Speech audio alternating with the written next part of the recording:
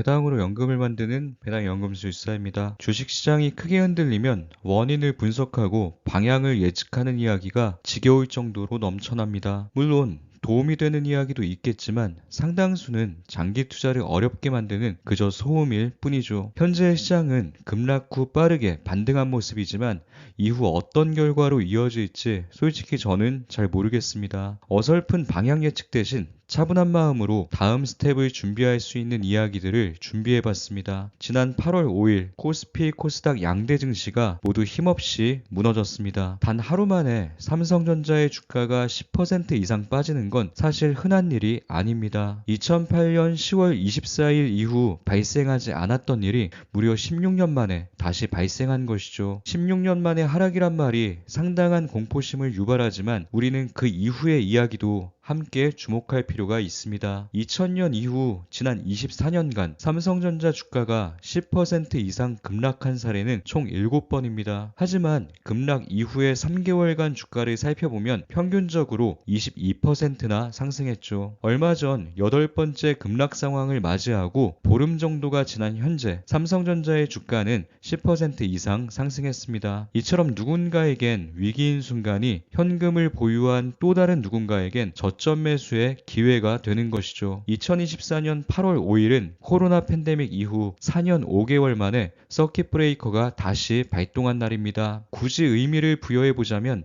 국내 증시 역사상 세 번째로 코스닥과 코스피 양대 시장에 서킷 브레이커와 사이드카가 동시에 발생한 기록적인 날이기도 합니다. 이번에도 마찬가지로 역사상 단 3번이라는 타이틀이 꽤 묵직한 공포감을 안겨줍니다. 막연한 불안감에 빠지지 않도록 과거 국내 증시에 서킷 브레이커가 발동했던 모든 사례를 표로 정리해봤습니다. 어차피 몇 년에 한 번씩 마주하게 될 상황이라면 이번 기회에 저와 함께 자세히 살펴보는 것도 괜찮은 선택일 것 같습니다. 혼자서는 잘 찾아보게 되지 않는 부분까지 꼼꼼히 정리하고 주식시장이 크게 흔들릴 때 도움이 될 이야기들을 이 영상 하나에 알차게 담아봤습니다. 화면 속 표를 보면 대부분 미국 증시의 영향을 받아 서킷 브레이커가 발동해왔다는 걸 한눈에 확인할 수 있습니다. 미국 증시가 하락할 땐 더 크게 영향을 받고 상승할 땐 모른 척하는 국내 증시를 보면서 국내 시장에 장기간 머무르는 게 참 어려운 일이란 생각이 듭니다. 표를 잘 살펴보면 조금 이상한 점이 보이실 겁니다. 표의 상단에 위치한 2000년 4월 17일과 9월 18일, 2001년 9월 12일을 살펴보면 코스피 시장엔 서킷 브레이커가 발동했지만 코스닥 시장은 서킷 브레이커가 발동하지 않은 걸 확인할 수 있습니다. 코스피 지수가 흔들릴 정도의 상황이라면 중소형주 중심의 코스닥 지수는 더 크게 흔들렸을 텐데 참 이상하죠. 지금부터 그 이유를 하나하나 살펴보죠. 답답하고 막막한 국내 증시 이야기를 시작해보겠습니다. 아마도 이 부분은 일반적으로 많이 접하지 못한 이야기일 겁니다. 참고로 저는 국내 주식 비중이 작지 않습니다. 국내 주식 투자자로서 제가 국내 증시에 답답함을 느끼는 이유는 단순히 수익률에 대한 불만 때문은 아닙니다. 지수는 박스권에 갇혀 있지만 투자 종목과 투자 시기에 따라 수익을 얻을 수 있는 좋은 기회는 늘 열려 있죠. 하지만 개인 투자자로서 장기적 관점으로 접근하기엔 미흡한 부분이 너무나도 많은 게 사실입니다. 먼저 2001년 9.11 테러 직후에 실린 뉴스 기사부터 살펴보죠. 사상 초유의 미국 테러로 국내 증시의 폭락이 예상되지만 코스닥 시장은 폭락장에 대비한 서킷 브레이크가 적용되지 못한다. 코스피 시장에 서킷 브레이커 제도가 처음 도입된 건 1998년 12월 7일입니다. 하지만 코스닥 시장은 9.11 테러 한 달 후인 2001년 10월 15일을 시행일로 정해두었기 때문에 위기 상황에서도 서킷 브레이커가 발동하지 못했던 겁니다. 실제로 2001년 9월 12일 9.11 테러 직후 코스닥 지수가 11% 이상 하락하며 투자자들은 패닉 상태에 빠졌지만 코스닥 시장은 제도가 완비되지 않은 탓에 코스피 시장에만 서킷 브레이커가 발동됐습니다. 황당한 이야기는 여기서 끝이 아닙니다. 9.11 테러 직후 미국 증시와 런던 증시는 무기한 폐장을 선언하며 긴급 안보 태세에 돌입했습니다. 하지만 국내 증시는 9월 12일 상당한 충격이 예상됨에도 불구하고 개장을 감행했죠. 새벽 긴급 회의 끝에 낮 12시에 개장한다는 별 의미 없는 대책을 내놓았는데 결국 9월 10일 낮 12시에 개장한 코스피 시장은 지수가 10% 하락하며 서킷 브레이커가 발동했고, 서킷 브레이커 제도가 완비되지 않은 코스닥 시장도 11% 이상 하락하며 완전히 무너졌습니다. 미국 증시는 어떻게 됐을까요? 4일간의 폐장 이후 9월 17일에 개장한 미국 증시의 S&P 500 지수는 5% 하락, 나스닥 지수는 6% 후반대의 하락으로 마감됐습니다. 같은 기간 개장을 감행한 코스닥 시장은 25% 이상 하락했죠. 결국 테러를 당한 미국보다 아무 일도 없었던 국내 증시가 더 크게 박살난 셈이죠. 슬픈 얘기지만 예나 지금이나 국내 증시는 크게 달라진 게 없는 것 같습니다. 여기서 한 가지 궁금증이 더 생겨날 수 있습니다. 미국 증시는 1987년 10월에 주가가 대폭락했던 블랙 먼데이 이후에 시장 붕괴를 막기 위해 서킷 브레이커 제도를 도입했죠. 하지만 국내 증시는 왜 그보다 10년 이상 늦은 1998년, 2001년이 되어서야 서킷 브레이커 제도를 도입한 걸까요? 그 이유는 바로 가격 제한폭을 규정하는 제도 때문입니다. 현재 국내 증시는 상한 플러스 30%, 하한 마이너스 30%로 가격 변동의 폭을 제한하고 있습니다. 과거로 거슬러 올라가 보죠. 우리나라는 증권시장이 처음 생겼을 때부터 가격의 변동폭을 제한하는 제도가 있었습니다. 처음엔 가격대별로 변동폭을 제한하는 정액제로 실시했지만 가격대가 바뀔 때마다 제한폭을 다시 설정해야 하는 번거로움이 있어서 1995년 4월부턴 퍼센티지 개념을 도입한 정률제로 변경되었습니다. 정률제 도입 첫 해엔 가격 제한폭을 6%로 제한했지만 이듬해인 1996년엔 8%로 상향 조정했습니다. 이처럼 국내 증시는 애초에 하루 8% 넘게 하락할 수 없는 시스템이었기 때문에 이때까지만 해도 서킷 브레이커 제도가 딱히 필요하지 않았던 것이죠. 하지만 1998년 3월과 12월에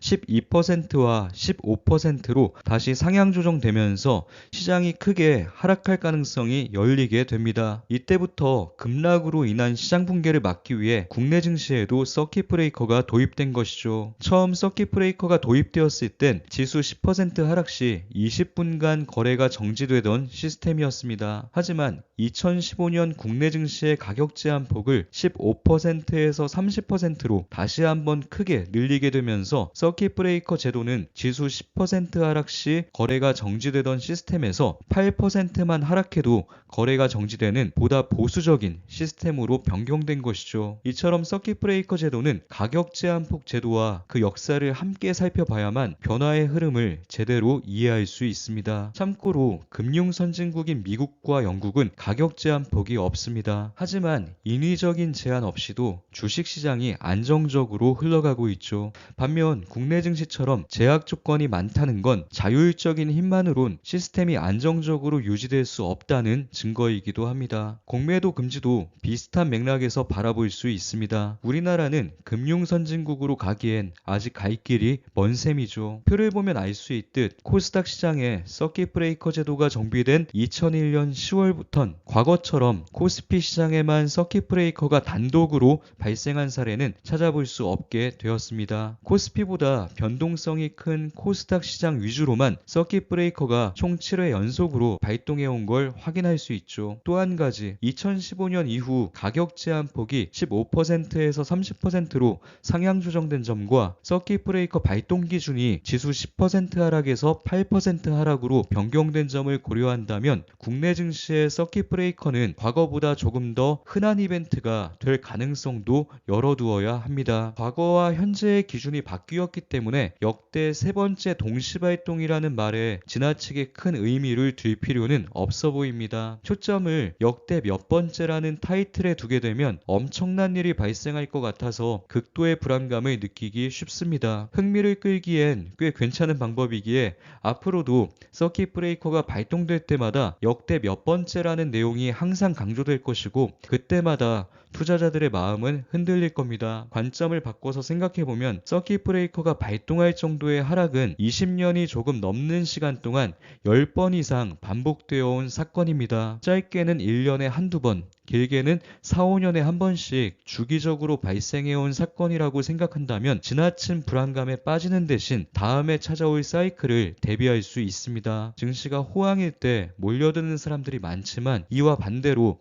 서킷 브레이커가 발생하는 공포의 시기만 잘 활용해도 꽤 괜찮은 수익을 얻을 수 있을 겁니다. 지나친 두려움에 빠질 필요는 없습니다. 주식시장에 계속 머무를 것이라면 어차피 앞으로도 꾸준히 마주하게 될 일입니다. 예상치 못한 시기에 불규칙적으로 찾아왔기 때문에 더 큰 공포감으로 느껴지는 것 뿐이죠. 투자자의 마음을 흔드는 것은 언제나 불확실성입니다. 물론 주가 급락은 피할 수만 있다면 피하는 게 최선입니다. 하지만 제가 가진 능력으론 아무리 노력한다 한들 전문가도 예측하지 못한 갑작스러운 하락을 피하진 못할 겁니다. 그래서 저는 어차피 행하지도 못할 이상적인 전략보단 제가 실제로 행할 수 있는 현실적인 전략을 더 선호하는 편입니다. 저는 2023년까진 배당금이 들어올 때마다 적극적으로 재투자를 해왔습니다. 하지만 2024년 1월부턴 매월 생겨나는 배당연금을 재투자하지 않고 모두 현금으로 모아오고 있습니다. 올해 들어 월급의 일부로 배당주 수량만 조금씩 늘리면서 공격력보단 방어력을 키우는데 더 집중해왔습니다.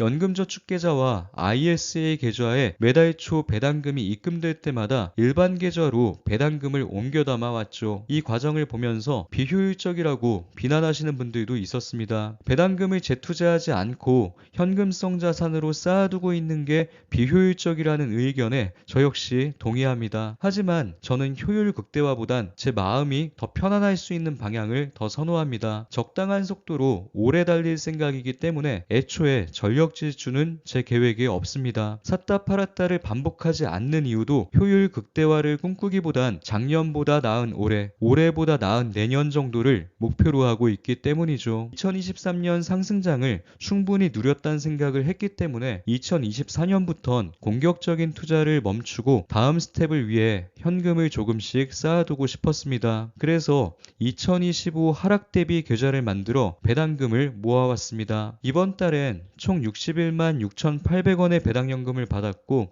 인출 가능한 금액을 모두 하락 대비 계좌로 옮겨 담았죠. 이렇게 매달 조금씩 옮겨둔 배당금이 쌓여 8월 현재 420만원의 하락 대비 자금이 만들어졌습니다. 소소한 금액일 수 있지만 지금처럼 시장이 흔들릴 때 투입할 수 있는 자금이 조금이라도 있다는 건 심리적으로 큰 위안이 됩니다. 계획대로 올해 말까지 배당금을 꾸준히 옮겨 담고 월급 일부를 조금씩 모아서 하락 대비 계좌에 1,000만원 정도를 채워둘 계획입니다. 갑작스레 찾아온 이번 하락으로 제 계좌의 잔고도 많이 줄었습니다. 불과 한 달 전까지 3억을 넘어섰던 제 계좌는 단기간에 2억 4천만원까지 줄었다가 다시 2억 7천만원 수준으로 반등했죠. 반면 1억 2천만원 정도 담겨있던 아내의 계좌는 지수 하락에도 별 타격 없이 여전히 비슷한 수준을 유지하고 있습니다. 제 계좌는 변동성이 큰 레버리지 ETF 비중이 25% 내외였던 반면 아내의 계좌는 레버리지 ETF 비중이 10% 미만이었기 때문입니다. 지난 상승장에서 다소 아쉬운 모습을 보여줬던 미국 배당 다우존스와 타미당 플러스 7%는 고점 대비 4% 정도만 빠지면서 나름 선방했고 상승장에서 대활약을 해줬던 레버리지 ETF와 국내 성장주의 주가는 큰 폭으로 빠지면서 전체 계좌의 하락폭을 키웠습니다. 이처럼 상승과 하락의 흐름이 바뀌는 건 한순간이기 때문에 높은 기대 수익률만 고려할 게 아니라 본인이 감당할 수 있는 변동성의 크기를 함께 고려해서 포트폴리오를 구성하는 게 중요합니다. 앞서 저는 현실적인 전략을 선호한다고 말씀드렸습니다. 언제 찾아올지도 모를 하락을 피하기 위해 부단히 애쓰고 싶지는 않습니다. 상승장도 온전히 누리고 하락장도 겸허히 맞이할 생각입니다. 상승을 충분히 누린 후 찾아온 하락이었고 8월에 발생한 급락은 제 노력으로 피할 수 없는 부분이었기 때문에 큰 아쉬움은 없습니다. 다만 이 한 가지는 꼭 지키려 합니다. 모두가 열광하는 순간은 필사적으로 매수를 참을 것이고 모두가 숨죽이는 순간은 적극적으로 수량을 늘려갈 계획입니다. 가장 좋은 매수 매도 시점을 찾아 치고 빠질 자신은 없지만 탐욕과 불안에 맞서서 매수 수량을 조금씩 조절하는 건 노력으로 충분히 가능한 일이라고 생각합니다. 혹시라도 제 계좌 잔고가 급격히 많이 줄어드는 순간이 찾아온다면 아마도 그때가 1000만 원이 담긴 하락 대비 계좌를 활용할 최고의 시점일 겁니다. 물론 이 계좌를 활용하지 않아도 되는 평화로운 상황이 더 오래 지속되길 바라지만 평화가 깨져도 그 다음 계획이 있으므로 큰 걱정은 없습니다. 지금처럼 주식시장이 흔들릴 때 도움이 될 만한 이야기를 하나 들려드리겠습니다. 투자자들은 주가가 움직인 이유를 몹시 궁금해합니다. 주가가 큰 폭으로 상승하거나 하락하면 그 원인을 분석하는 전문가들의 다양한 의견이 등장하고 투자자들은 그 이야기에 귀를 기울이죠. 앙드레 코스톨라니는 이렇게 말했습니다. 애널리스트들은 날마다 그날의 시세 변동을 설명하기 위해 노고를 아끼지 않는다. 주가 상승이나 하락의 원인을 추론하는 논리는 몹시 다양하다. 주가가 오르는 이유로 꼽은 기사가 나간 다음날 같은 신문에서 그것을 다시 주가 하락의 주요 원인으로 지목하기도 한다. 많이 공감되는 내용이지 않나요? 일어난 여러 가지 결과를 가지고 후행적으로 끼워 맞추는 분석이기 때문에 사실 모든 원인은 갖다 붙이기 나름입니다. 예를 들어 어제 주가가 큰 폭으로 하락했다면 어제 발생한 굵직한 몇몇 사건들을 언급하면서 인과관계를 잘 끼워 맞추면 그럴싸한 주가 하락의 원인이 만들어지죠. 코스톨라니의 이야기 중 제가 가장 감명받았던 부분을 구독자님들과 공유하고 싶습니다. 주가 움직임에 대한 분석은 투자자들에게 전혀 불필요하고 도움이 되지 않는다. 전문가들은 어떻게든 논리적인 근거를 찾아 입증하려고 노력한다. 하지만 주식시장에는 고유한 논리가 있으며 여기에 일반 투자자는 크게 영향을 주지 못한다. 그래서 나는 주식시장의 변덕에 항상 냉철하게 대처하고 이에 대한 논리적인 설명을 찾으려 하지 말라고 제안하고 싶다. 여기서 코스톨라니가 말한 고유한 논리에 주목해 볼 필요가 있습니다. 코스톨라니는 주식시장에 적용되는 유일한 논리는 오로지 수요와 공급이라는 말을 남겼습니다. 주가가 오르고 내리는 수많은 이유를 갖다 붙이지만 주가가 움직이는 이유는 복잡하게 생각할 필요 없이 단순 명료하게 수요와 공급뿐이라는 것이죠. 돈을 가진 사람이 다급하게 매수할 주식을 찾고 있지만 주식을 보유한 사람이 매도해야 할 심리적, 물질적 압박감을 느끼지 않고 있다면 주가는 상승합니다. 반대로 주식을 보유한 사람이 심리적, 물질적 압박감에 주식을 급하게 내놓고 있지만 돈을 가진 사람이 그 주식을 사야 할 압박감을 느끼지 않는다면 주가는 하락하죠. 많은 투자자들이 최근에 발생한 주가 하락의 원인을 경기 침체에 대한 우려, 엔캐리 트레이드 청산 때문이라고 말하지만 진짜 원인은 정말 단순하게 주식을 매수하려는 수요자보다 주식을 보유하고 있는 공급자의 심리적 압박감이 더 컸기 때문이라는 게 코스톨라니의 주장이죠. 코스톨라니는 모든 것이 공급과 수요에 달려 있으며 이 가르침을 단 한 번도 잊어본 적이 없다고 말했습니다. 심지어 자신의 모든 주식 투자 이론이 여기에서 비롯되었다고까지 말했죠. 실적 발표, 경기 침체, 전쟁, 대선과 같은 이벤트가 시세에 영향을 주는 것은 맞습니다. 하지만 특정 사건이 주가를 움직이는 것이 아니라 그 사건에 영향을 받은 사람들의 심리가 주가를 움직이는 것이죠. 엄청나게 커다란 사건이 발생했어도 돈을 가진 사람과 주식을 보유한 사람들이 그 사건에 의미를 부여하지 않는다면 주가는 움직이지 않습니다. 예를 들어 소비자 물가지수가 올랐을 때 어떨 땐 주가가 크게 하락하고 어떨 땐 주가가 꿈쩍도 하지 않습니다. 소비자 물가지수가 주가를 움직인 게 아니라 그 지표를 보고 느낀 투자자들의 심리 상태가 주가에 반영된 것이죠. 그래서 코스톨라니는 사건이 시세에 영향을 주는 것은 맞지만 그 영향은 간접적이다라고 말했습니다. 시장에 참여하는 공급자와 수요자가 그 사건에 특정한 의미를 부여했을 때 비로소 그 사건들이 시세에 영향을 미칠 수 있기 때문에 간접적인 영향이란 표현을 쓴 것이죠. 정말 부끄럽지만 화면 속 그림은 제가 그린 겁니다. 코스톨라니의 조언을 듣고 감명을 받아 그려낸 저의 걸작이죠. 큰 사건이 발생하면 대부분의 투자자들은 오로지 그 사건 자체에 집중합니다. 그 사건이 발생한 원인을 열심히 분석하고 앞으로 다가올 미래의 사건을 예측하는 전문가의 이야기에 모두가 귀를 기울이죠. 하지만 그것이 사건에 대한 정확한 분석이었어도 주식시장의 흐름을 정확히 예측하는 것은 불가능합니다. 결국 주가를 움직이는 근본적인 힘은 사건이 아닌 사건에 대하는 투자자들의 심리에서 비롯되기 때문이죠.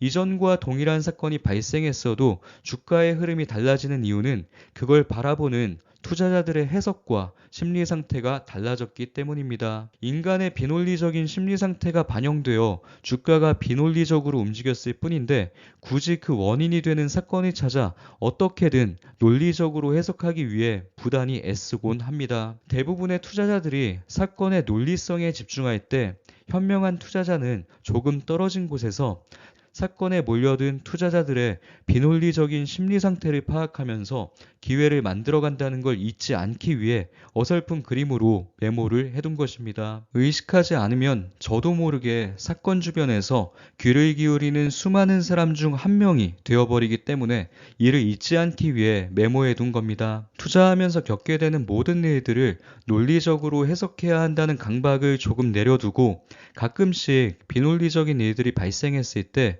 원인을 찾기 위해 시간을 쏟는 대신 어떻게 하면 그 비논리적인 상황을 기회로 삼을 수 있을지에 대해 고민하고 준비하는 게 더 도움이 되는 선택이지 않을까라는 생각을 해봅니다.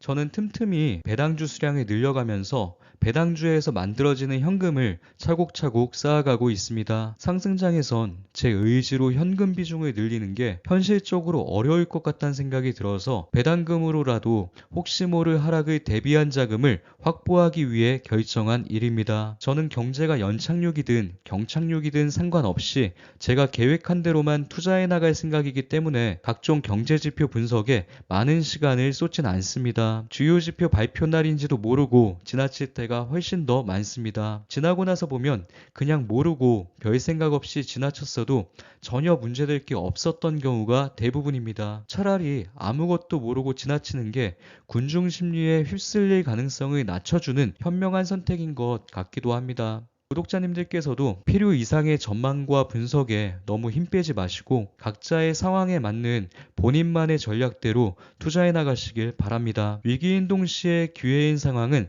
생각보다 자주 찾아옵니다. 이번 기회를 놓치면 다음 기회를 잡으면 됩니다. 조급함을 버리면 더 완벽한 기회를 더 준비된 상황에서 맞이할 수 있습니다. 인내는 반드시 성과로 돌아옵니다. 더 나은 미래를 꿈꾸며 행복한 마음으로 투자하시길 바랍니다. 오늘 영상도 우리 구독자님들께 조금이나마 도움이 되었길 바랍니다. 긴 영상 끝까지 시청해주셔서 감사합니다.